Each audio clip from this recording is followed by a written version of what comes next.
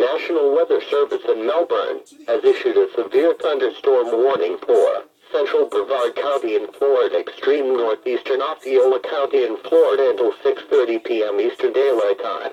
At 5:33 p.m. Eastern Daylight Time, National Weather Service Doppler radar indicated a severe thunderstorm capable of producing quarter-size hail and damaging winds in excess of 60 miles per hour. This storm was located 6 miles southwest of Viera, or 8 miles southwest of Rockledge, and moving east at 20 miles per hour. Other locations in the warning include, but are not limited to, Sundre, Patrick Air Force Base, Merritt Island, Melbourne, Indian Harbor Beach.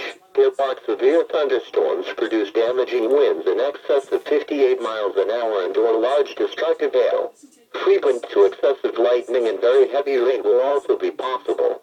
If the storm approaches you, seek shelter in an enclosed building on the lowest floor. Keep away from windows,